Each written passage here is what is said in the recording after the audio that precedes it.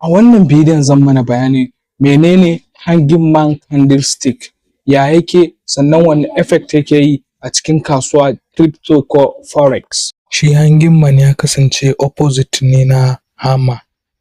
Hammer yana kasancewa ne a ƙasa idan ya samu spot, daidai wani spot, to shi kuma hanging man yana kasancewa ne a sama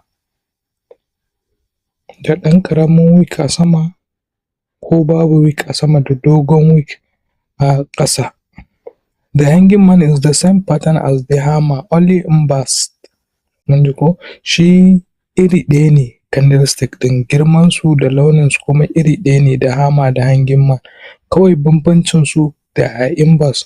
Wannan yana kasancewa a ƙasa, shi kuma wancan yana kasancewa a sama. Hanging man yana kasancewa ne shi a sama, tunda daga sunan za mu ji hanging man cewa kamar an rataye wani an ɗaure shi a sama kenan, shi ne hanging man, mutumin da aka rataye.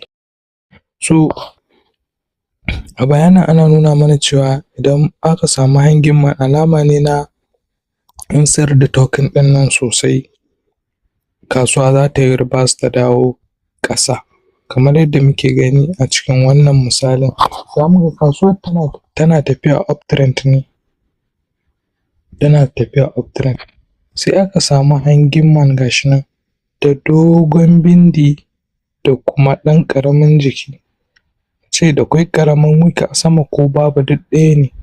So za mu ga kasuwar tana tafiya tiryan sai aka sayar, aka samu sell off, aka samu sell off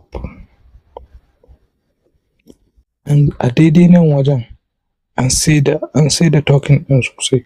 To wannan dalilin bayyana hanging man zai sa kasuwar ta yo ƙasa, kamar yadda za mu ga ta fara yo ƙasa, ga shi nan an sa potential direction, especially idan aka ce nan wajen yana daidai wani resistance level ne a ce kasuwar ta taɓa nan wajen dama a baya, a ce kasuwar ta taɓa nan wajen a baya, shi ne ta zo nan wajen ta juya ta yi sama.